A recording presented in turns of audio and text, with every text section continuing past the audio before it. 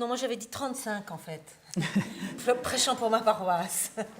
Mais 40, c'est effectivement lié à 68 et quelque chose de cette génération quand même est lié, et je vais le dire, vous le redire maintenant, à cet événement que fut clairement pour les gens donc nés après la guerre un moment de rupture. J'ai intitulé cette synthèse « Contretemps et contradiction ». Voilà, alors peut-être ça indique déjà certaines représentations, contretemps et contradiction, où les choses ne vont pas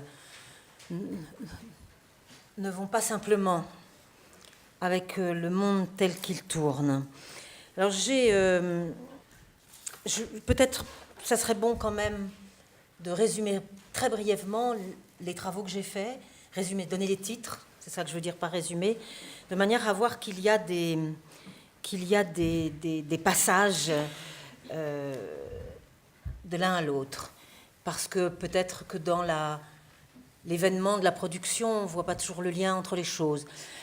Par exemple, la question des actrices de la pensée féministe, je dis bien de la pensée féministe, sont un de mes fils rouges. Notamment, alors ça s'est traduit en termes de publication, par le livre que j'ai écrit sur Clémence Royer, qui est donc la traductrice de Darwin en 1862, juste après la publication de l'origine des espèces de Darwin, et qui a marqué mon entrée au CNRS en 83. Avant, j'avais plutôt travaillé sur les féministes de 48 ou d'autres, c'est-à-dire par des articles dans la revue qui s'appelle Les Révoltes Logiques. Mais par là, je mettrais ça sous la rubrique « Je prends mon droit », qui était ce qu'elle avait mis sous son nom propre sur son papier à en-tête, son papier à lettres, sous son nom Clémence Royer. Elle avait simplement mis « Je prends mon droit ». J'ai repris cet intitulé pour analyser, pour partie, l'histoire de la candidature à la présidentielle de Ségolène Royal. Mais là, c'est pas ça que j'ai envie de dire aujourd'hui. C'est de Clémence Royer à Simone de Beauvoir, dont j'ai publié en reprenant des choses que j'avais pu travailler avant, mais autrement réécrit, Le privilège de Simone de Beauvoir. Ça, c'est la ligne rouge donc du « Je prends mon droit », de celles qui ne furent pas nécessairement des héroïnes, mais qui furent des actrices de la pensée féministe. Par ailleurs, le deuxième fil rouge de mon travail, c'est ce que j'appellerais relation et asymétrie.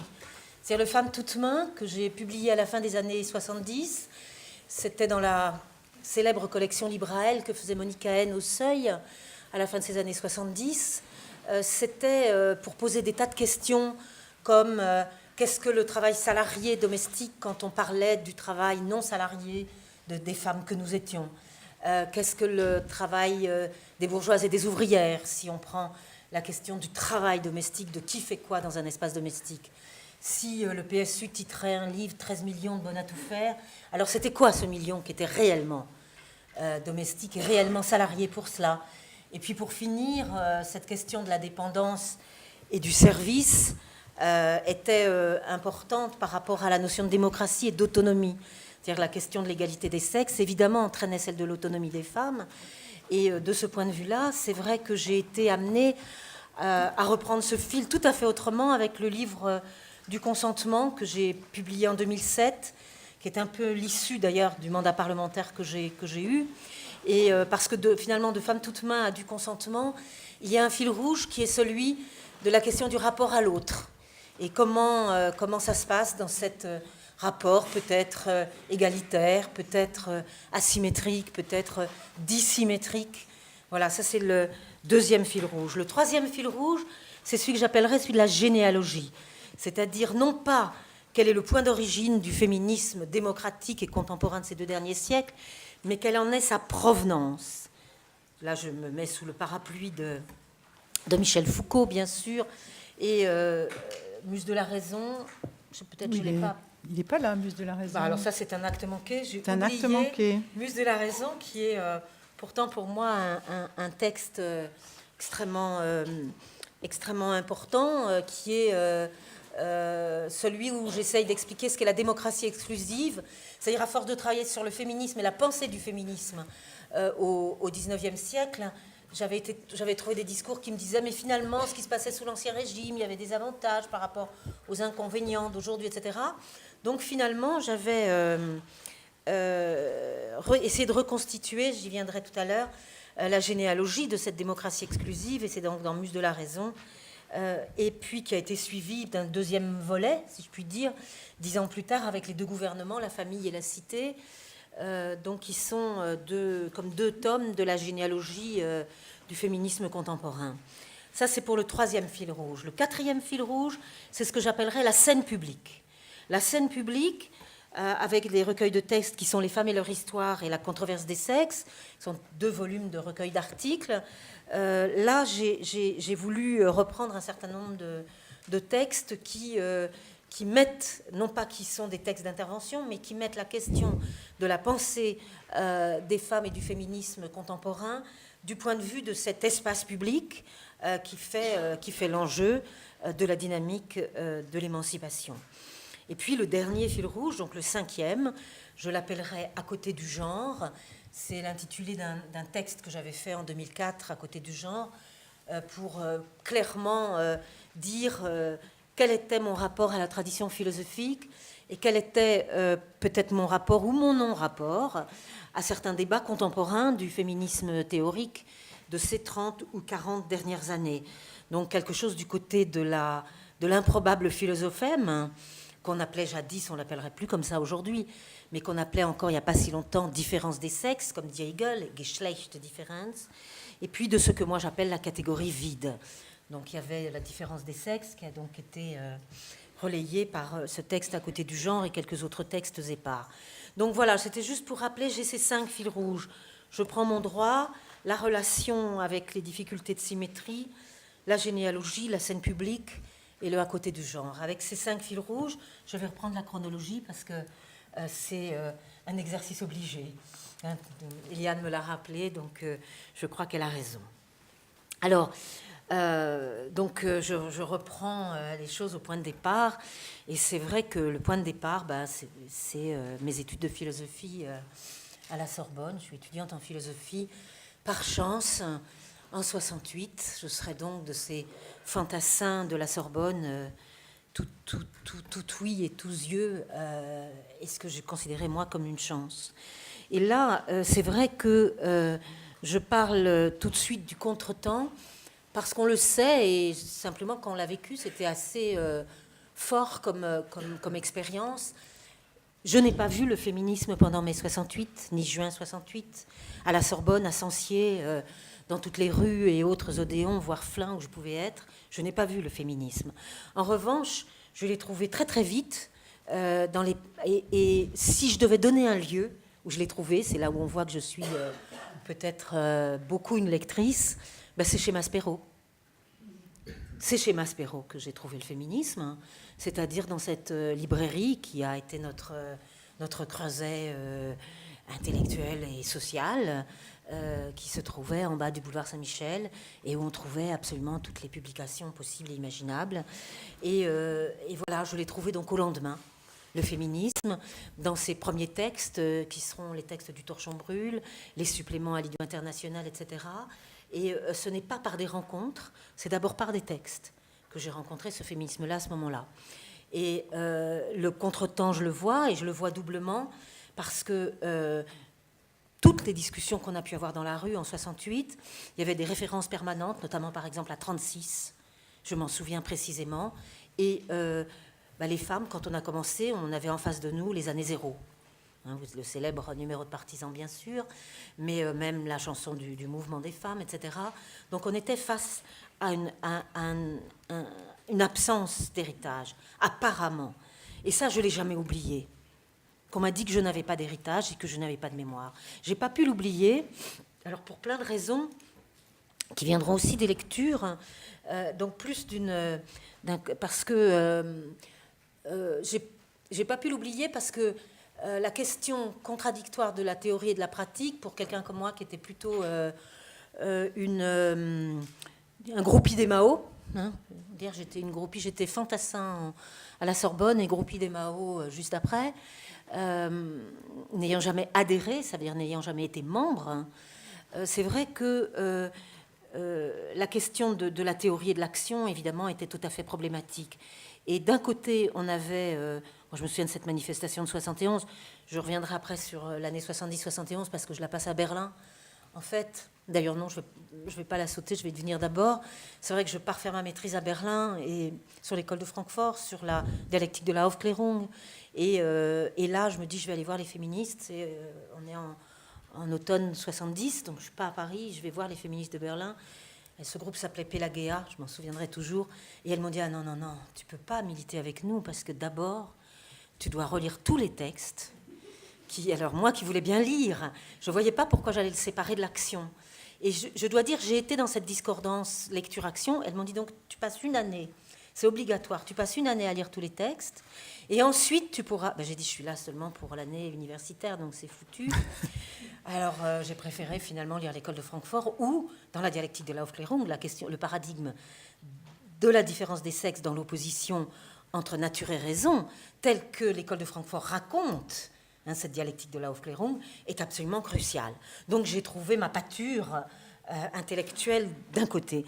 De l'autre, la pratique, et c'est vrai quelque chose que j'ai appris brutalement. Pour moi, mon événement fondateur, j'ai déjà raconté pendant le Mai des féministes, c'est certainement cette manifestation de novembre 71, où on va de la République à la Nation et où on passe devant une église d'où sort une mariée. On est un samedi, en début d'après-midi. Et moi, je serai dans le petit groupe qui dit « Libérons la mariée » et qui nous engouffrons dans l'église, nous engouffrons dans le presbytère, devant les yeux effarés de ce couple qui recule avec le curé jusque dans ce presbytère, dans la sacristie, pardon, pas le presbytère. Et j'ai ce souvenir absolument de leur terreur et finalement de la mienne à avoir fait un tel geste. Donc je crois décidément que j'étais assez faite pour la lecture, même si la question de l'agir était évidemment pour moi fondamentale. Alors, contretemps et contradiction, ça veut dire, on n'est pas dans le temps de l'histoire, et c'est pour ça que je serais fascinée par la voix des femmes de la Révolution de 1848. Je dis bien fascinée quand j'irai à l'automne 73 à la bibliothèque Marguerite Durand, parce que là, il y a une concordance, une coïncidence absolue entre le temps de la Révolution et le temps du féminisme. Comment ont-elles fait ? Je dois dire, ça reste pour moi un élément absolument étonnant, car nous avions appris la discordance temporelle par notre propre histoire de ce moment de 68-70. Comment ont-elles fait ? Ça, c'est une chose, et c'est vrai que je le trouverais comme creuset de la réflexion, comme ce qui permet aussi de voir que si elle publie un journal quotidien ou presque quotidien qui s'appelle La Voix des femmes, c'est donc qu'il y a matière à écrire, pas seulement pour dire rendez-vous demain à tel endroit, mais matière à penser, donc matière à comprendre et matière d'intelligibilité. Et c'est vrai que il y a cette concordance pour les femmes de 48, donc pour ces féministes du 19e siècle, qui seront quand même pour moi un repère pendant de très très longues années. Et puis, il y a de l'autre côté ce que je vois moi-même, à savoir qu'on est dans le contretemps, puis on est dans la contradiction. Parce que qui n'a pas fait ici l'expérience de la contradiction que nous avons vécue dans l'extrême gauche française des lendemains de 68, entre les femmes et les hommes, nos amis, nos camarades, les gauchistes. Ça a été un élément contradictoire permanent qu'on a eu avec tout des tas d'expériences qu'on pourrait rappeler aussi bien avec la naissance du Front des homosexuels, avec les débats qu'il y a eu dans les temps modernes, je vais y venir, et puis et bien d'autres. Donc voilà, on a d'un côté du contretemps, de l'autre côté de la contradiction, et puis troisième point qui sera pour moi là aussi très impressionnant, c'est je l'ai raconté déjà plusieurs fois, c'est la préparation des concours, et notamment de l'agrégation de philosophie, où il y a Spinoza au programme. Spinoza est comme aujourd'hui encore, mais ça l'était déjà, le grand philosophe qui fait repère dans l'histoire de la philosophie et dans l'histoire de la pensée de gauche, pas seulement, mais pour beaucoup aussi de l'histoire des sciences. Et Spinoza, il l'écrit dans cette éthique qu'on lit et qu'on relit pour l'agrégation, que le délirant, la bavarde de l'enfant sont du même côté. Donc ça veut dire que l'étudiante en philosophie que je suis, elle n'est pas du bon côté. Et ça sera vraiment d'une très grande violence. Et si je mets 20 ans pour écrire ce petit livre qui s'appelle La différence des sexes et qui est une reprise de la tradition philosophique, et si je fais ce détour par l'histoire que je ferai pendant 20 ans, je crois que c'est à cause de cette expérience liée à Spinoza. C'était comment être dans l'adoration de ce philosophe que nous tous nous adorions, mais qui m'expliquait que moi, j'étais pas du bon côté de la raison. J'étais avec le délirant et l'enfant, c'est-à-dire ceux qui étaient des handicapés du point de vue de la raison. Or, il m'apparaîtra très vite que c'est pas seulement la pensée des femmes qui est importante, mais que c'est l'enjeu de la raison, et c'est pour ça que j'intitulerai mon analyse des lendemains de la Révolution française « Muse de la raison », qui est une citation, j'y reviendrai si j'ai le temps, mais qui fait que c'est bien autour de l'enjeu de la raison que la citoyenneté, c'est-à-dire ce qui rend possible l'égalité, accompagnée de la liberté, qui n'est pas la même chose que l'égalité, trouveront sont l'enjeu, et à mon avis sont l'enjeu principal de la question de l'émancipation. Donc ça, c'est cette année zéro qui a ces difficultés à la fois de mémoire et qui donnera les premiers textes que j'ai écrits, surtout dans les révoltes logiques, autour d'un philosophe qui s'appelle Jacques Rancière, et que j'ai eu la chance de rencontrer à cet automne 73 où je commençais à lire justement La Voix des femmes.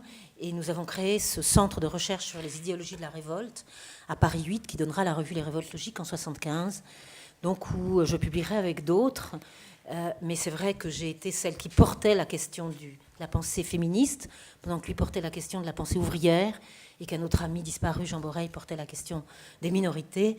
Nous avons donc pensé à faire cette revue qui s'appelait Les Révoltes logiques, qui de 75 à 85 a donc publié et eu ce titre qui est une citation de Rimbaud. Alors, il y avait les révoltes logiques pour expliciter ce que c'était que cette pensée, et puis il y avait des lieux d'intervention plus forts, qui sont notamment les temps modernes, notamment aussi la librairie Parallèle, où je rencontrerai Françoise Pasquier en 75-76, et où on fera beaucoup de choses. Puis après, elle créera les éditions tierces, qui seront avec les éditions Solin. Tout ça se trouvait rue des Fossés Saint-Jacques. Et entre Solin, qui publiait les Révoltes logiques, et les éditions tierces, où nous avons toutes, quelques-unes ici, fait beaucoup de choses autour de Françoise Pasquier, aujourd'hui disparue, il y avait les temps modernes. Et les temps modernes, c'était plusieurs choses. C'était d'abord le mouvement des femmes, qui était déjà rencontré. C'était des réseaux informels. C'est important, évidemment, de le dire aujourd'hui. Le mouvement des femmes, c'était le mouvement de libération des femmes, le MLF, c'était des réseaux informels. C'est à ce moment-là que s'est créé aussi le groupe d'études féministes qui se tenait à Paris 7 Jussieu. Mais dans les temps modernes, il y avait cette chronique qui s'appelle Le sexisme ordinaire et qui aussi permettait le lieu de publication, puisque Simone de Beauvoir y était ouverte. Moi, j'y ai publié plusieurs textes, sous des prénoms à plusieurs, des livres critiques, critique de Bellotti, critique des Chinoises de Kristeva, et puis d'autres textes aussi dans ce numéro Petite fille en éducation de 1976. En gros, ça veut dire que dans ce travail d'intervention, la question pour moi, elle a toujours été d'entrée de jeu, elle l'est toujours aujourd'hui, fil rouge qui regrouperait tous les fils rouges que j'ai pu donner tout à l'heure, celui de la pensée de l'affirmation, c'est-à-dire la pensée de qui affirme, c'est-à-dire la pensée de l'émancipation, la pensée féministe, comme je disais tout à l'heure, et je n'ai pas travaillé, si ce n'est de biais, sur l'analyse de la domination. C'est important parce que je crois que le partage de la pensée se fait aussi autour de ces questions-là. Si on choisit de travailler en réflexion sur l'émancipation ou sur la domination. Par exemple, quand je fais Femmes toutes mains, c'est pour réfléchir sur la façon dont on traite la question du service domestique salarié par rapport à l'ensemble de l'émancipation du travail domestique en général, tel qu'on le posait avec extrême vivacité à l'époque. Par exemple, si j'ai travaillé sur le consentement il y a quelques années, c'est pareil. C'est parce que c'était proposé comme un argument d'émancipation. Ce n'était pas pour analyser quel est le bon ou le mauvais consentement. Ces questions-là ne m'intéressent pas. C'est pour savoir plutôt si c'est un argument de l'émancipation qui puisse se justifier au niveau des principes tels qu'on souhaiterait les défendre. Donc, voilà, je citais l'égalité, la liberté. J'aurais pas le temps d'y revenir, mais c'était important pour moi. Je me souviens, c'était l'année de Pékin, en 95, de dissocier égalité-liberté, parce que ça renvoie pas nécessairement au même type et aux mêmes priorités d'émancipation, aux mêmes stratégies d'émancipation, voire au même contexte d'émancipation suivant les moments historiques. Donc là, il y aurait beaucoup de choses à dire. Mais disons que derrière ces mots importants d'égalité, de liberté, ce qui me tient à cœur, et c'est là que se joue l'enjeu de ce que j'appelle l'intelligibilité de l'émancipation, c'est d'un côté la question de la raison, dont je pense que c'est un enjeu démocratique extrêmement important, et qui va avec la question évidemment de l'autonomie. Autonomos, c'est le source de sa propre loi. C'est des choses qu'on peut retrouver du côté, par exemple, de la contraception et de ce que moi j'appelle l'habeas corpus, plutôt que simplement d'y voir de la libération sexuelle l'enjeu, le substrat, ce qui se joue du côté de faire cesser des dépendances ou de faire cesser des hétéronomies au profit de l'autonomie, me paraissent au fondement même de ces choses-là. Et puis, dans cette phase MLF, l'enjeu, une question fondamentale est incroyablement polysémique, et ce slogan, le privé politique, dont on est toujours encore nourri et qui nous occupe bien, parce que je pense que c'est complètement polysémique, cette phrase, le privé politique, et que nous ne pouvons pas nous en priver. Et pour ma part, ça a eu d'entrée de jeu, et je l'ai vécu de plusieurs façons, notamment dans mes textes sur la généalogie, Muse de la raison et les deux gouvernements, mais aussi sur d'autres, c'est de penser la circulation. On appelait ça les deux sphères, j'y reviendrai. Moi, j'ai écrit les deux gouvernements exprès pour montrer cette construction qui met largement en cause ce qu'on appellerait les deux sphères, et comment la question privée-publique est structurée comme une circulation, et comment on a voulu l'empêcher d'être structurée comme une circulation. Voilà des choses sur lesquelles il faudrait évidemment revenir. Alors, je disais que j'étais allée à Marguerite Durand en automne 73. En fait, j'avais découvert la bibliothèque Marguerite Durand, là encore en lisant. Alors cette fois, c'était pas chez Maspero, c'était en lisant les premiers numéros de la revue américaine Mise en 72, Mise et non pas Mrs. et non pas Miss. Donc cette fameuse revue qui se voulait féministe et qui l'a été, et qui avait fait une rubrique qui s'appelait Lost Women.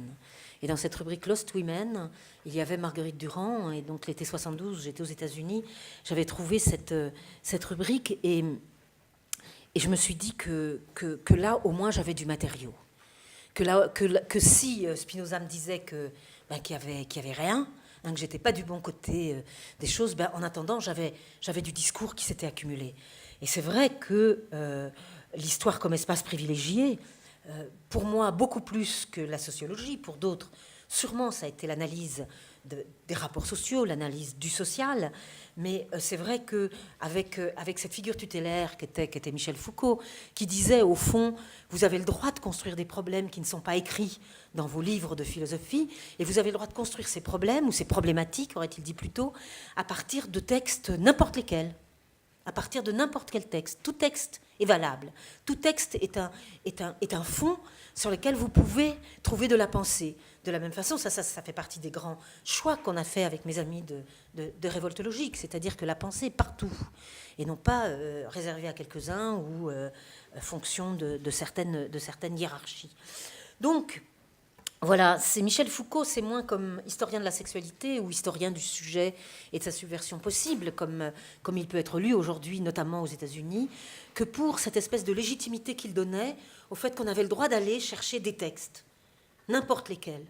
Et aujourd'hui encore, les jeunes femmes avec qui je travaille savent que je leur dis, vous avez le droit de chercher n'importe où. Vous avez le droit de prendre n'importe quel texte. Après, comment vous le construirez, ce que vous en ferez, ça, c'est autre chose. L'épistémologie va évidemment intervenir. Mais cette idée, donc cette méthode, au fond, qui a été de trouver un lieu de réflexion. Je pense au passage, parce que je vois que je l'ai noté, qu'il y a des éléments que j'ai racontés dans un texte qui est paru, et j'en profite pour le saluer, ce numéro des Temps modernes sur Simone de Beauvoir, qui est paru au printemps dernier, où moi j'ai écrit un petit texte que j'ai intitulé « Le rire et l'historienne », c'est-à-dire pour moi le mouvement des femmes, parce que je fais comme si j'avais fait que lire, etc. C'est pas vrai. J'ai évidemment eu des liens très très personnel, très physique, très politique, très collectif, très tout ce qu'on veut. Et c'est là que j'ai appris à rire. C'est dans le mouvement des femmes que j'ai appris à rire, et ça restera, je crois, jusqu'à la fin de ma vie, cette idée que ce fait que j'ai jamais tant ri qu'avec mes amis du mouvement des femmes.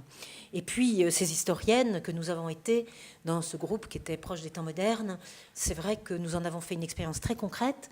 On n'était que des fausses historiennes, ou pratiquement, je crois qu'il n'y en avait qu'une d'entre nous qui était une historienne étudiante, qui faisait sa thèse, etc. C'était dans ce qu'on a appelé les émissions Sartre, où quand l'ORTF avait demandé en 75 à Sartre de raconter sa vie, pour l'ORTF, il avait dit oui, bon, d'accord, mais moi, je ne vais pas raconter ma vie. Je vais raconter depuis 1905 l'histoire des luttes. Et puis en racontant l'histoire des luttes, je ne vais pas oublier que dans cette histoire des luttes, il y a l'histoire des femmes. Et donc, j'avais confié évidemment à Simone de Beauvoir le fait que dans ce groupe, surtout beaucoup d'anciens maoïstes qui ont été dans ces réunions qu'on a appelées les émissions Sartre, dont mes copains de Révolte Logique et moi à travers cette revue, il y avait aussi un certain nombre de féministes autour des temps modernes et de Simone de Beauvoir. Et nous sommes appelés, tout ce groupe-là, aussi bien les hommes que les femmes, les historiens, donc dans la cérémonie des adieux. Donc voilà, c'était les historiennes. Il y avait très peu d'historiens de profession dans ce groupe-là. Mais là, qu'est-ce qu'on a fait ? Parce que c'est ça qui est important. Et moi, ce dont je me souviens, ou dont ce que je pourrais témoigner, c'est justement de reprendre l'idée des contradictions. Je parlais de contretemps et de contradiction, mais la contradiction, pour le moment, j'ai juste dit, oui, évidemment, avec les gauchistes, la contradiction, elle était nécessaire, elle nous tombait dessus. Et à mon avis, elle existe aussi aujourd'hui, même si enfin, bon, j'ai pas le temps de m'y arrêter, mais c'est pour ça que ça me paraît une dimension extrêmement importante, s'inscrire dans le contretemps. Beaucoup de mes travaux sont liés à ça, et reconnaître la contradiction. Reconnaître la contradiction, je parlais de ces femmes de 48, le sous-titre du texte que j'avais fait à l'époque s'appelait « Féminisme et moralisme ». C'est-à-dire, je ne comprenais pas pourquoi ces femmes voulaient tellement prouver qu'elles allaient être de bonnes citoyennes, qu'elles allaient être de bonnes élèves de la démocratie, qu'elles allaient vraiment faire du bon travail comme mères de famille à l'intérieur de l'espace public, etc., etc. C'est ce que moi j'avais appelé le moralisme, et c'était une contradiction puisque nous, on était en train de vivre la libération des mœurs, on était en train de subvertir les interdits, notamment à travers la bataille pour la contraception et l'avortement, et donc je cherchais à faire le lien entre ces contradictions, mais il y en avait d'autres. Il y avait l'amour libre des Saint-Simoniennes, elles avaient prôné l'amour libre, tout le monde avait prôné l'amour libre, et puis après, au moment où ça retombait un petit peu, l'activisme saint-simonien, c'était plus si simple. Elles avaient intitulé leur journal « La femme libre ». Mais c'était pas si bien, la femme libre, il fallait mettre plutôt la tribune des femmes. Et puis après, 70 ans plus tard, une féministe écrivait une brochure sur l'amour libre, mais après, elle se rendait compte que finalement, ça avait servi la liberté de ses copains à Nard, mais que ça n'avait pas beaucoup servi les femmes, etc. Donc ces contradictions compliquées, c'est celle-là que je crois, dans notre travail autour de Simone de Beauvoir à ce moment-là, on a cherché à mettre en avant. Enfin là, je parle des thèmes qui m'intéressent, d'autres parleraient d'autres. Et la question aussi est évidemment sur pacifisme et politique. Pacifisme et politique, avec tous ces mouvements de femmes pendant la Première Guerre mondiale, dont on ne rendait pas nécessairement compte dans l'historiographie depuis... Ça, c'était il y a 23 ans, 33 ans, donc évidemment, ça a changé. Mais voilà, toutes ces contradictions étaient, à mon avis, fondamentales. Et ces contradictions m'amènent au point où, finalement, comment faire le lien, les liens qu'on a à faire entre une dynamique historique globale et une dynamique féministe sont sur ce mode contradictoire. Ce n'est jamais sur un mode, alors on pourrait reprendre féminisme et socialisme, les rendez-vous manqués, etc., etc., mais de manière générale, il est rare qu'on puisse trouver, réfléchissez à ce que vous connaissez des pratiques politiques de ces dernières décennies, il est rare qu'on puisse trouver une accordance entre les revendications des femmes. C'est jamais le bon moment. C'est jamais, vous savez, c'est l'histoire du 19e siècle. Vous ne pouvez pas être citoyenne parce que vous n'êtes pas encore assez éduquée, d'un côté, donc vous êtes en retard, on va vous rattraper ça, puis après vous pourrez être citoyenne. Et puis de l'autre, ça c'est la position aussi, par exemple, d'une Clémence Royer, qui n'est pas du féminisme socialiste. C'est pour ça, c'est bien parce qu'il y avait quelque chose de contradictoire en elle aussi, puisque avec l'évolutionnisme, précisément, elle ne s'est pas trouvée du côté de l'exigence d'égalité tout de suite. Donc vous avez cette position, les femmes sont en retard, il faut qu'elles reviennent au temps même qui est le bon. Et puis de l'autre, vous aviez les révolutionnaires qui disaient, mais attendez, faites la révolution avec nous, on verra demain. Chose qu'on en peut encore entendre aujourd'hui, avec d'autres mots, mais qu'on peut encore entendre. C'est-à-dire, il y a toujours un contretemps, là aussi. C'est-à-dire, on est en retard ou on est en avance. Mais est-ce qu'on est dans le temps même de l'histoire? Cette question-là, il faut la poser. Et ça, c'est une des contradictions qu'on a sur la scène publique. La deuxième, elle est évidemment actuelle au possible aujourd'hui, mais moi, elle nous obsédait à l'époque. C'est évidemment, est-ce que l'histoire des unes est l'histoire de toutes? C'est ce que j'avais trouvé évidemment comme problème avec Femmes toutes mains, ce qu'on a appelé le féminisme bourgeois, le féminisme ouvrier, qu'on retrouvera aujourd'hui sur féminisme occidental, féminisme postcolonial, etc. C'est la même question, c'est-à-dire comment on fait pour que pour les unes soit pour toutes. C'est vrai, c'est faux, c'est une contradiction. Ensuite, dans cette histoire, la nécessité de la généalogie, c'est quoi? Je l'ai dit tout à l'heure, c'est la provenance, c'est pas l'origine. Ça, c'est une distinction foucaldienne essentielle. Ce n'est pas une origine, ce qui se passe à tel moment de l'histoire, et notamment au moment de la Révolution française, ou des lendemains de la Révolution française, ou au moment du début du féminisme collectif de la Révolution à 1830. Non, c'est une provenance. La généalogie, c'est travailler sur la provenance, d'où ça vient, et non pas quelle est la cause. C'est ce qui permet, à mon sens, et c'est le travail que j'ai voulu faire dans Muse de la raison, de trouver le puzzle, parce que c'est un puzzle. On ne va pas exclure les femmes. Ce n'est pas la démocratie excluante, c'est la démocratie exclusive. C'est-à-dire, c'est le mot que moi j'ai choisi, c'est démocratie exclusive. C'est-à-dire que on choisit, sous-entendu, tout le monde n'est pas appelé à. Et c'est pas la même chose que de dire on met dehors. Donc là, il y a une nuance extrêmement importante. Et cette notion de puzzle est très importante pour plusieurs raisons. D'abord parce que je pense que ça peut être une des clés de l'analyse de la domination, une fois n'est pas coutume, j'en parle, c'est-à-dire que la domination fonctionne de manière éclatée, la domination masculine fonctionne de manière éclatée, si elle fonctionnait comme système visible, c'est un autre type d'affrontement qu'on se trouverait.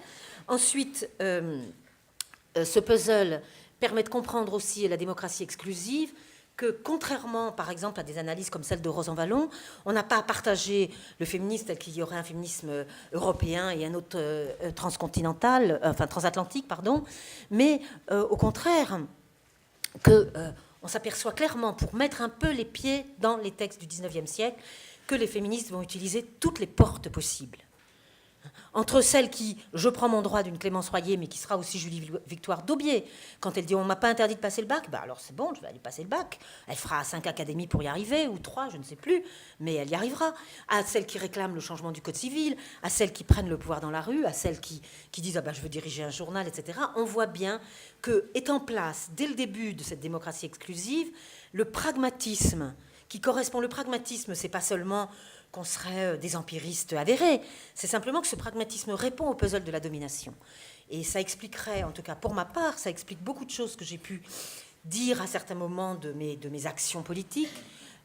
Et si, par exemple, je n'étais pas une fan du dossier parité, mais qu'en même temps, je l'ai pris pour ce qu'il était, à savoir quelque chose qui permettait de faire avancer à la fois le pouvoir et à la fois l'ensemble des questions sur les femmes. C'est sur cette notion de la démocratie exclusive, c'est ça que ça veut dire. Ça veut dire qu'on joue au jeu du chat et de la souris avec la domination, et ça entraîne évidemment du côté du pragmatisme aussi un certain nombre de choses. Alors, je n'ai pas eu le temps encore de dire qu'après toute cette période-là, nous sommes bien sûr arrivés, parce que je parle de Muse de la raison, du bicentenaire, mais j'ai sauté à pieds joints sur un élément qui a été extrêmement important, qui c'est effectivement l'arrivée du mitterrandisme et de 81. Et à propos de contradictions, on avait fait cette fameuse grande rencontre à la Mutualité juste après l'élection de Mitterrand, qui s'appelait du socialisme pour les cuisinières ou des cuisinières pour le socialisme, c'est-à-dire qu'on disait attends, cher François Mitterrand, tu vas faire quoi avec le droit des femmes? Et c'est vrai que on était donc, vous voyez, c'était ça l'idée du problème de la contradiction, de la temporalité de la contradiction. Donc j'en termine avec cette période-là. C'est vrai que la généalogie, elle va pour moi être évidemment très importante autour de Muse de la Raison et des deux gouvernements, mais c'est en parallèle un travail qui m'a pris beaucoup de temps, qui a été ce travail avec les historiennes de la discipline histoire, avec qui j'ai commencé à travailler à la fin des années 70 et avec qui je ferai l'histoire des femmes en Occident. Donc avec Michel Perrault, je prendrai la responsabilité du volume 4 du 19e siècle. Je reprenais mes notes et je voyais que dans mon rapport d'habilitation, de soutenance de thèse d'État, pas du tout, sur travaux, j'avais dit que ça m'avait pris 4 ans, oui peut-être, que de 87 à 91, ça a pris 4 ans. C'est vrai que le travail avec les historiennes est non négligeable parce que j'ai insisté tout à l'heure sur ces fausses historiennes qui étaient les intellectuelles féministes des années 75 et dans lesquelles je pense que j'ai fait mes classes d'historienne, mais c'est vrai qu'après j'ai longuement travaillé avec les vraies historiennes et non plus les fausses historiennes, et notamment dans le groupe du Centre de recherche historique et qui donnera naissance à cette histoire des femmes.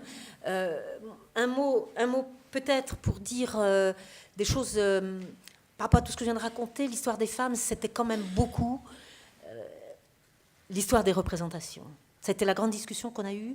C'était sur l'histoire des représentations, sur le fait et moi j'étais en décalage puisque je travaillais pas tellement sur les représentations que sur les conditions d'intelligibilité, les conditions de la pensée, en fonction d'un enjeu qui tournait autour de l'égalité des sexes, donc d'un opérateur politique. Et c'est la première chose que je dirais à propos de l'histoire des femmes. C'était beaucoup des historiennes, pas toutes, venaient soit de l'histoire longue, de l'histoire de la longue durée, qui était quand même très très très forte et puissante dans les années 70, de l'histoire du peuple et de l'histoire ouvrière aussi, mais du coup c'était quand même des convergences, disons, d'interrogations qui étaient différentes les unes et les autres. Bon, alors bien sûr, on avait fait la revue Pénélope, qui avait commencé en 79, si mes souvenirs sont bons, où on avait cherché à faire des réseaux de réflexion des premiers travaux de recherche qui se faisaient. Moi, j'avais fait le numéro 2 sur l'éducation des filles.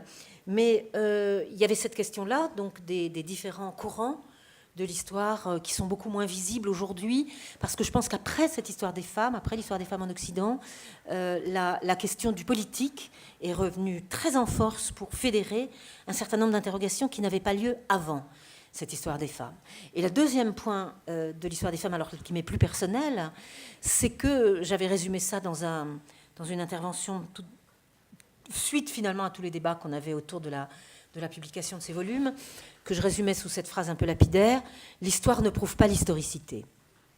Alors l'histoire ne prouve pas l'historicité, ça veut dire que c'était quand même très frappant, hein, le travail sur tous ces siècles, toutes mises ensemble, parce qu'on a quand même beaucoup discuté, et qui finalement ne décalait pas ce qui paraissait pour moi l'enjeu le plus important, à savoir de montrer que ça faisait histoire, cette question des sexes. Alors on pourra le redire de différentes façons, mais la construction de l'histoire des femmes ne fait pas nécessairement une représentation qui sorte les femmes de l'absence de temporalité, donc de la temporalité à l'apostrophe. Voilà.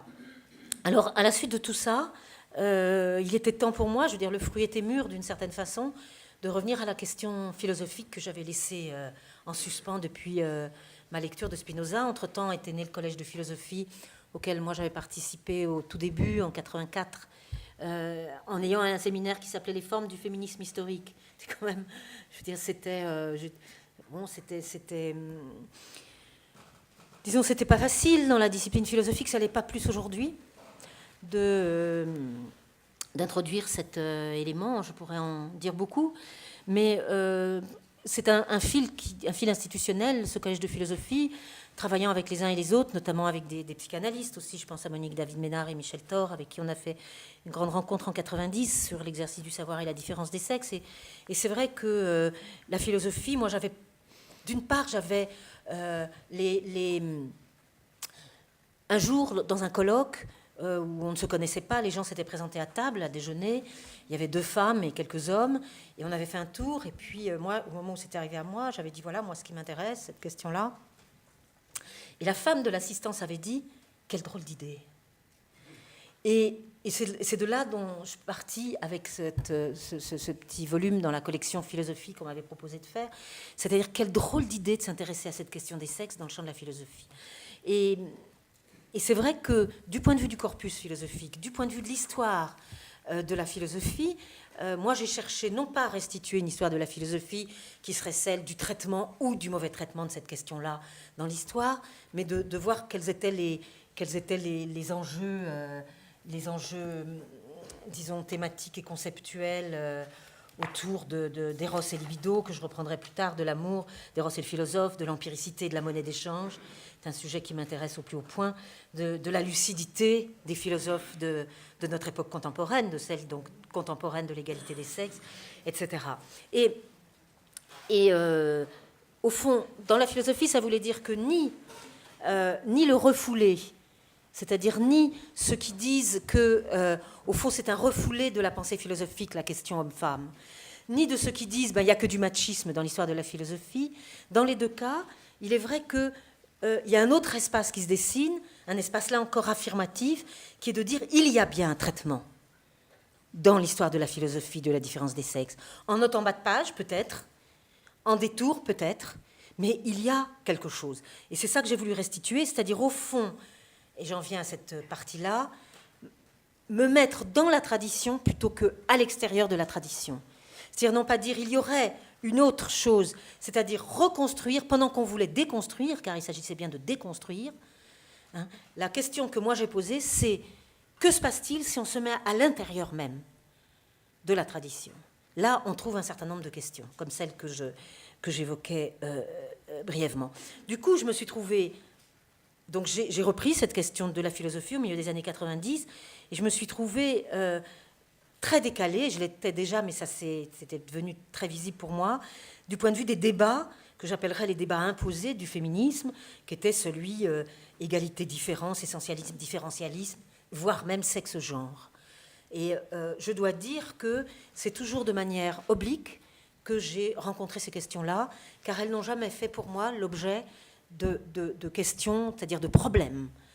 J'ai répondu rapidement que la différence des sexes était une aporie, ou bien que c'était une catégorie vide, ou bien que le schéma heuristique nature-culture était épuisé. Enfin, quelles que soient les façons dont j'ai répondu, en tout cas, il est clair que ces débats imposés n'ont pas été ceux dans lesquels j'ai voulu, moi, poser des questions. Alors, peut-être, du coup, disons, il y a un côté, peut-être, si j'étais très ambitieuse, je dirais cheval de Troie. C'est-à-dire que quand j'ai fait les 2 gouvernements, c'est parce que quand on me disait la parité, je disais, bon, très bien, mais c'est quoi la question? La question du pouvoir. La question du pouvoir, c'est quoi? C'est la représentation. Ah, mais c'est la représentation et le gouvernement. Mais si c'est la représentation et le gouvernement, mais le mot gouvernement, il a été employé comme gouvernement politique, mais aussi comme gouvernement domestique. Donc, comment dévider les chevaux des concepts de la philosophie classique, alors qu'on posait une question qu'on voulait en rupture avec des représentations avérées. Donc peut-être c'est ça l'enjeu de l'historicité, c'est aussi de reprendre cette tradition et de voir comment finalement de l'intérieur même de la tradition, un certain nombre de choses sont pensables par rapport aux choses qui nous occupent. Parce que, au passage quand même, moi, je dois dire que je peux conclure aujourd'hui dans toutes ces recherches que l'égalité des sexes est un concept opérateur de la pensée.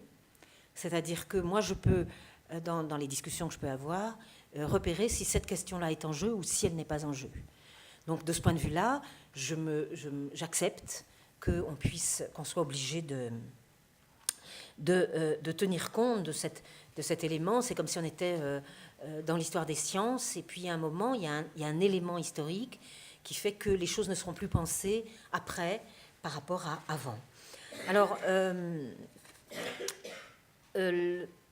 dans cette, je vais vite parce que je voudrais arriver jusqu'au bout avant de prendre trop de temps. c'est comme ça que j'ai, dans cette idée de reprise de la tradition philosophique, en posant des questions qui vont m'entraîner, d'une part, à choisir des concepts, d'une part, à ne pas prendre les concepts tels que on me les proposait. C'est pour ça que différence des sexes, je m'en fiche. Sexe et genre, je m'en fiche. Je peux dire, je m'en fiche, c'est-à-dire je peux comprendre de quoi il s'agit, mais on peut aussi travailler à travers ce qui serait mon objectif, à savoir si je veux démontrer que les sexes font l'histoire, que les sexes non seulement appartiennent à l'histoire, mais que les sexes font l'histoire, alors je pose la question de la L', temporalité, au fait que pour faire taire l'égalité des sexes, on lui impose à nouveau des visions qui ne sont pas tant naturalisées que atemporalisées. Je crois que la question est beaucoup plus importante du côté de l'absence d'histoire que du problème nature-culture ou nature-société. C'est là que ça casse. C'est là qu'on nous redonnera toujours, non pas le discours naturalisant, mais le discours atemporalisant. Ça ne fait pas histoire. C'est hors de l'histoire. Ça appartient à la vie privée, dira-t-on à propos du dernier phénomène médiatico-politique, etc. Non. Si on voit les choses autrement, si on se pose la question de savoir les deux sphères, dites sphères, comment elles ont été, comment on a rompu l'analogie entre la famille et la cité, comment là, Rousseau est un acteur, après Locke, mais Rousseau, face à la démocratie, est un acteur incontournable. C'est-à-dire, il n'y a pas deux sphères, il n'y en a plus qu'une, et une qui doit rester en dehors de l'espace public. Et après, on pourra dire que c'est atemporel, bien sûr, c'est-à-dire reprenant le schéma aristotélicien, mais qui ira jusqu'à Alain et même Hannah Arendt, qui est de penser que cet espace est hétérogène. Parce que si on avait fait l'analogie, si on avait gardé cette analogie entre les deux, alors on aurait été obligé de penser que ce qu'on faisait dans l'espace public, à savoir l'égalité, la démocratie, le contrat social, on pouvait éventuellement faire que ça devienne un modèle pour ce qui se passait à l'intérieur de l'espace familial. En gros, dans l'Ancien Régime, on disait du père au roi, la conséquence est bonne, mais imaginez que dans le Nouveau Régime, on puisse dire de l'espace public à l'espace privé, la conséquence est bonne. On ferait rentrer l'égalité dans la famille, mais c'est ce qu'ont fait les féministes de la deuxième moitié du XXe siècle. Donc Rousseau n'avait pas tort d'avoir peur de cela, Tocqueville n'avait pas tort d'avoir peur de cela, mais ça donne un tout autre éclairage sur le rapport privé-public que l'éclairage qui consiste à penser qu'il y aurait deux sphères. C'est autre chose, c'est qu'il n'y a bien qu'une seule question qui est posée, c'est celle de la démocratie, c'est celle de l'émancipation, c'est celle de l'égalité. Alors, quant aux histoires de ce que j'appelle l'aporie et la catégorie vide, ça permettait de se poser la question de savoir comment, non pas qui, mais comment. C'est-à-dire, au fond, il y a bien deux questions qui sont posées depuis la fin du XVIIIe siècle et depuis la peur de la démocratie. C'est la peur de la confusion des sexes d'un côté, qui est celle qui est clairement exprimée. Je veux dire, quand d'autres aujourd'hui peuvent publier des livres ayant peur de la confusion des sexes, tout est dit chez Sénancourt en 1807, si on va par là. C'est-à-dire la peur de la confusion des sexes. La démocratie, c'est la possibilité de la confusion des sexes.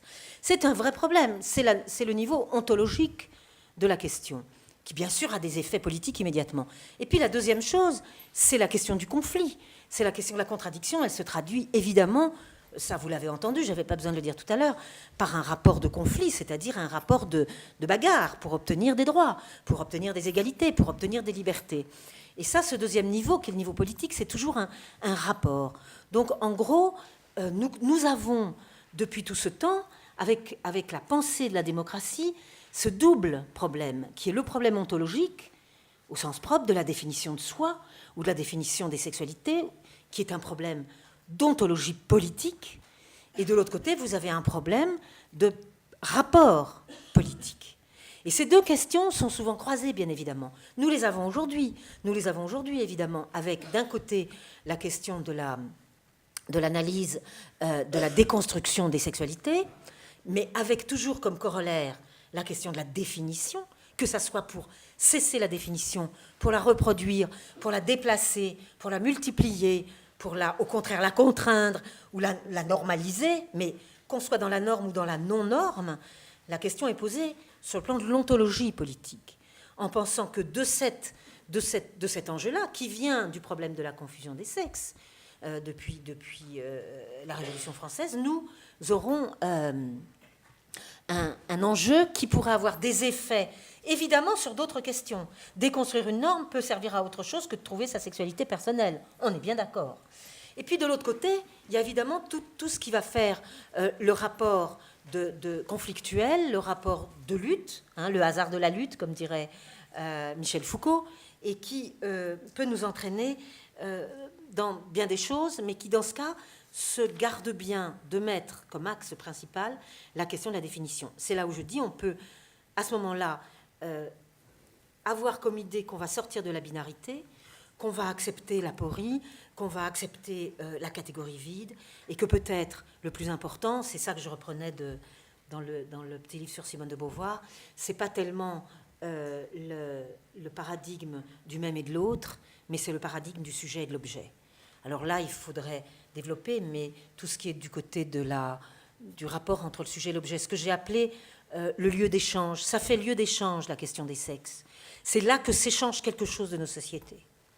C'est pas objet d'échange. Au passage, évidemment, il y a objet d'échange. C'est un texte que j'avais publié, que j'espère republier dans Nouvelles questions féministes il y a quelques années, sur devenir sujet, permanence de l'objet. C'est pas parce que nous devenons des sujets que nous cessons d'être des objets. Alors, à partir de là, quelque chose de la deuxième question, qui est celle de la construction du conflit politique, est à mon avis posée.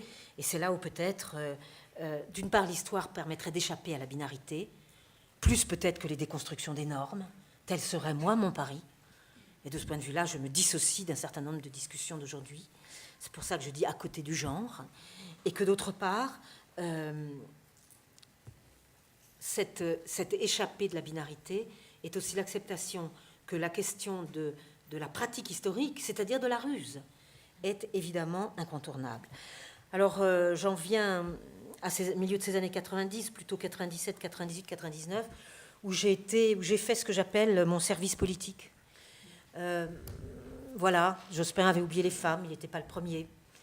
Autant Mitterrand, à la question de la cuisinière et du socialisme, avait bien répondu en nommant Yvette Roudy ministre des droits des femmes, autant, comme vous vous en souvenez pour beaucoup ici, Michel Rocard en 88 et puis Jospin en 97 avait, comme on dit, oublié les femmes.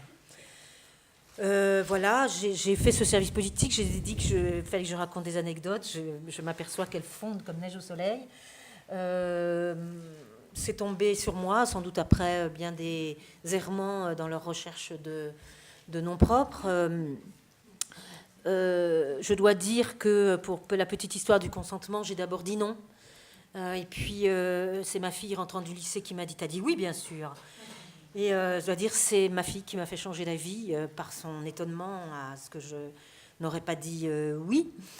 Et c'est vrai que rapidement, en un éclair, j'ai compris que si ma recherche d'intelligibilité de la pensée des femmes et du féminisme était née de la naissance du mouvement de libération des femmes, donc que j'étais passée de la pratique à la théorie sans même réfléchir, et ben dans l'autre sens, moi qui n'avais plus beaucoup de pratiques militantes au milieu des années 90, mais j'avais de bonnes raisons personnelles, je pouvais repasser sans réfléchir de la théorie à la pratique. C'était la même chose.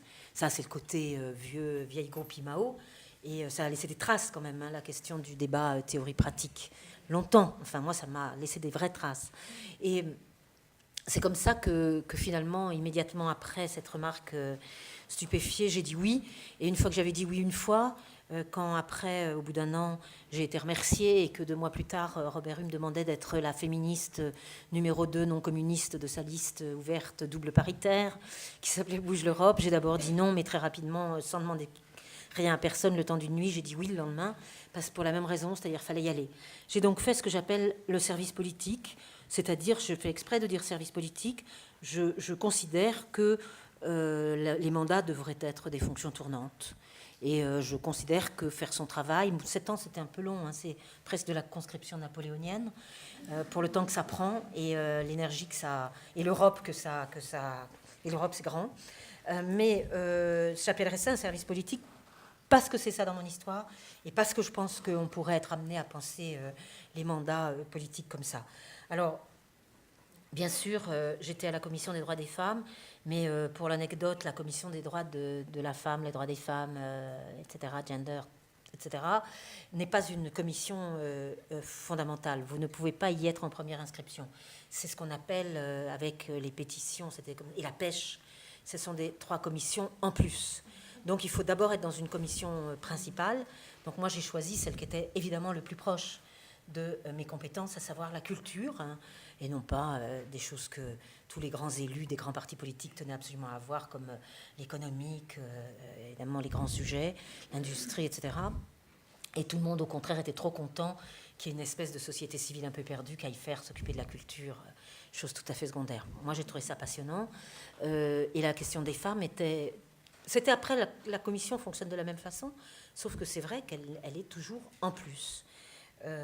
Bon, je pourrais en dire plus. Je dirais que j'ai vraiment essayé de voir ce que ça donnait que le passage de ce que je pensais ou ce que j'avais pu trouver. Je pense par exemple de l'anecdote, c'était je finissais les 2 gouvernements au moment où j'ai été recrutée en 97 pour ce poste de délégué aux droits des femmes. J'étais en train de finir les 2 gouvernements. Après, ils dormiront 2 ans parce que c'était en fait un travail collectif à l'époque. Ça ne sera publié qu'en 2000. Mais j'étais donc très obsédée par cette histoire du lien entre le gouvernement domestique et le gouvernement politique. Et je supportais pas, je supporte toujours pas d'ailleurs, le mot conciliation. Donc j'avais proposé le mot articulation. Articulation pour dire que c'est une addition. L'espace domestique de gouvernement, le gouvernement domestique, c'est pas pour rien que j'emploie le mot gouvernement, vous en doutez, et le gouvernement politique, et non pas une tension qu'il faudrait reconduire sans cesse. Même si on sait bien que concrètement, ça représente une tension dans la vie des femmes. Mais là, encore une fois, le choix de l'affirmation et non pas de la négation me faisait aller là. Et là, c'est vrai que j'avais fait passer ce mot articulation. De temps en temps, on le voit encore passer dans les textes gouvernementaux. C'est un des effets de la déléguée interministérielle. Et c'est pour la petite histoire, c'était drôle. Rachel est peut-être pas là, mais si elle était là, elle s'en souviendrait bien. Après, Rachel Silvera, d'autres ont discuté de ce que le mot qui arrivait par les administrations et par les organisations gouvernementales était insupportable. Mais c'était pas du tout les administrations qui avaient trouvé ce mot-là, mais moi qui passais par là, qui avait injecté ce mot dans l'administration. Après, c'était amusant de discuter de ça aussi, évidemment, au niveau européen, où il y avait le combine ou le reconciliation ou le balance, qui sont les mots qu'on emploie pour cette question-là. Donc voilà, c'est une anecdote pour raconter comment le lien quand même entre ce qu'on cherche et ce qu'on pratique est évidemment peut être très très proche. J'ai parlé du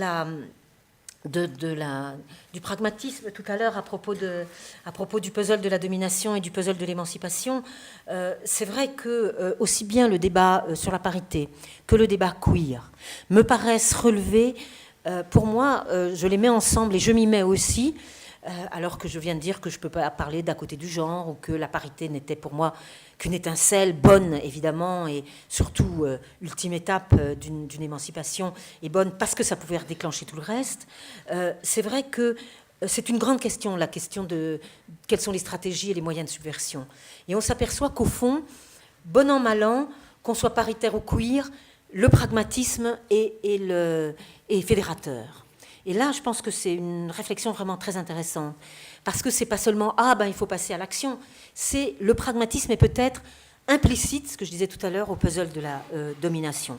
Alors pour ma part, je l'avais décliné d'une manière très particulière, certaines s'en souviennent peut-être, qui était que je disais, et ça a fait couler de l'encre parfois, que la parité c'était vrai en pratique et faux en théorie. C'est-à-dire que autant c'était effectivement un outil de l'égalité, mais qu'en tout cas c'était pas quelque chose qui changeait ni la différence des sexes au fondement de la démocratie, ni la définition même de cette différence des sexes, etc., etc. Bref, qu'il n'y avait pas de débat sur la façon dont le biologique fondait le politique ou pas. C'était pas ça la question, c'était effectivement la question du pratique. Ça m'a permis, après dans une discussion plus récente, avec le numéro des cahiers du genre sur le gender mainstreaming qui est sorti cet automne, de dire que peut-être le gender mainstreaming, donc cette façon dont ça doit être une question transversale en Europe. Gender mainstreaming, en l'occurrence, moi j'avais proposé transversalité, toujours cette même année 97-98, de dire que ce gender mainstreaming, c'est-à-dire l'idée que c'est pas un dossier à part, les femmes, mais qu'on doit le retrouver dans l'ensemble des politiques et l'ensemble des dossiers, ça fonctionne pas. Alors du coup, j'ai dit, là pour le coup, c'est vrai en théorie, mais c'est totalement faux en pratique. C'est pas pour ça qu'il faut pas le pratiquer lui-même. Tout ça, je le dis dans la question du pragmatisme, c'est-à-dire ça a beau être faux en pratique, on n'a pas le choix. On n'a pas le choix. Alors, c'est là où je conclurai cette partie-là, et j'en ai bientôt fini, j'arrive au retour. C'est, au fond, toujours, je suis toujours dans les contradictions. Hein, vous voyez, j'ai pas quitté cet espace-là. J'ai pas quitté l'espace de la contradiction. Là, je suis sur la contradiction entre théorie et pratique. Je suis surtout à travers la question par exemple, du gender mainstreaming sur les contradictions entre la partie et le tout. Hein, c'est-à-dire, c'est une question qu'on a sur le plan des politiques publiques, mais qu'on a dans la pensée en permanence. De savoir si on en fait une question particulière ou si on arrive à en faire une question universelle. Qu'on soit dans l'universalisme abstrait traditionnel ou qu'on soit dans le queer, c'est la même question qui est posée. Quel est l'universel ? Quelle est la tentation du neutre et quelle est la nécessité du particulier ? Je ne connais pas encore la bonne solution. Regardez, par exemple, là encore, je vous prends des exemples simples. Si au moment de la parité, on faisait de la sexuation du politique, au moment où on a complètement asexué à nouveau les politiques sociales. Hein, aujourd'hui encore, regardez tous les discours sur la pauvreté, sur tous les discours sur l'emploi et sur les retraites. Je veux dire, c'est un casse-tête. Comment faire à la fois ne pas stigmatiser les femmes et en même temps ne pas les faire passer à la trappe ? Impossible. Enfin, je veux dire, toutes mes amis, nos amis sociologues se cassent la tête là-dessus. Donc, c'est vrai qu'on est à l'épreuve des contradictions. C'est vrai que les contradictions ont des conséquences. Et c'est vrai qu'on ne peut pas faire comme s'il n'y avait pas de contradiction. Et ça, c'est quelque chose, moi, qui me tient depuis donc très longtemps. Voilà. Alors, j'avais fait une dernière partie qui était ce que j'ai appelé le retour. De Rechef, quand je suis revenue de ce service politique en 2004, c'est vrai que je pourrais partir dans beaucoup de directions. Disons que j'ai privilégié non pas la discussion sur les concepts, soit habiter la tradition, soit utiliser les nouveaux concepts comme rapports sociaux de sexe, ça c'était jadis, ou bien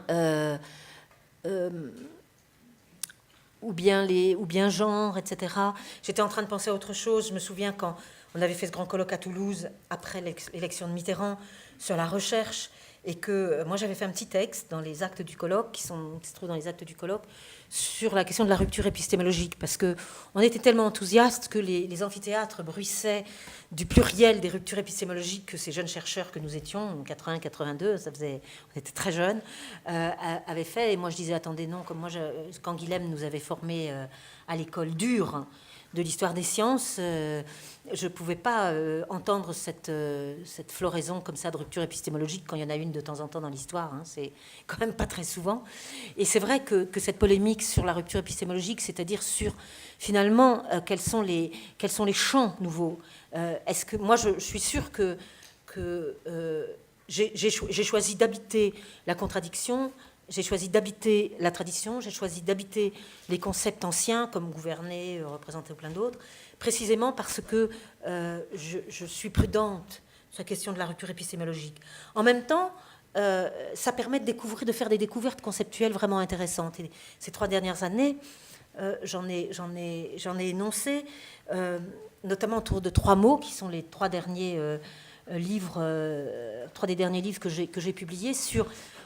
j'ai une amie qui s'appelle Myriam Revaud-Dallon qui a fait une très jolie collection sur la philosophie pour adolescents chez Gallimard. Et donc, elle m'a demandé de faire un texte. Alors, je lui ai dit, tiens, je vais faire quelque chose sur la mixité. Et puis, donc, ça a donné Le mélange des sexes dans cette très jolie collection, très bien, qui s'appelle Chouette pensée chez Gallimard Jeunesse. Et vous ne pouvez pas savoir le mélange des sexes que conceptuellement ça peut faire. C'est-à-dire que, d'un côté, chez l'éditeur, on avait très peur du mot mélange, parce qu'on entendait des choses que vous entendez. Et puis moi, j'ai dit, justement, le mélange, le mixte depuis Platon, c'est une vraie question. Hein. On n'est pas...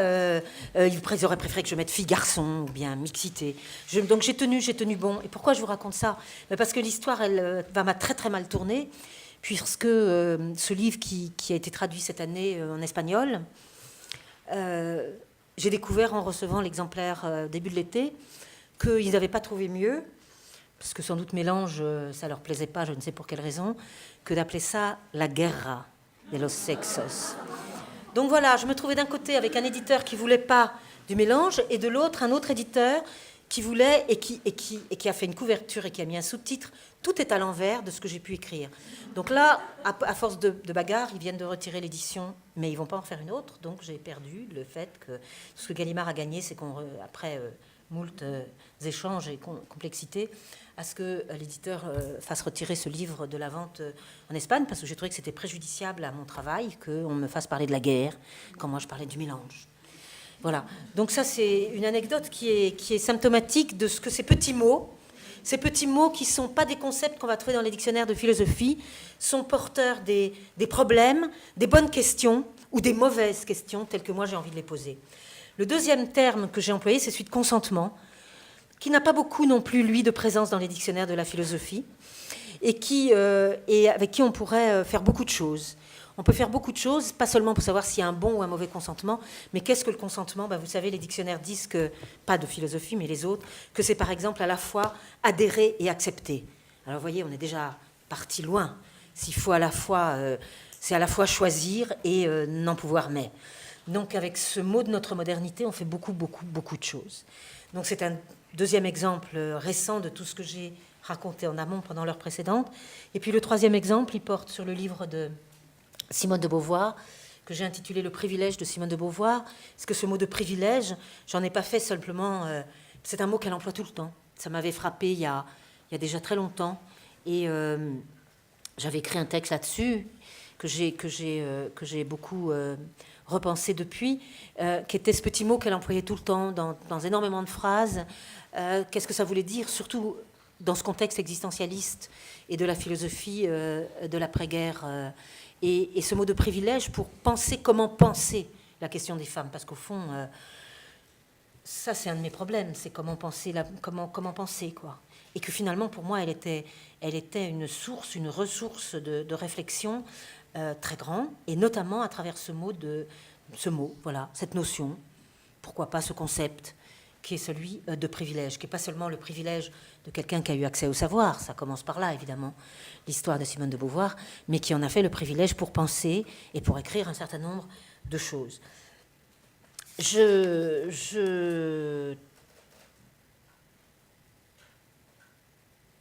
pense qu'il vaut mieux que je m'arrête parce que...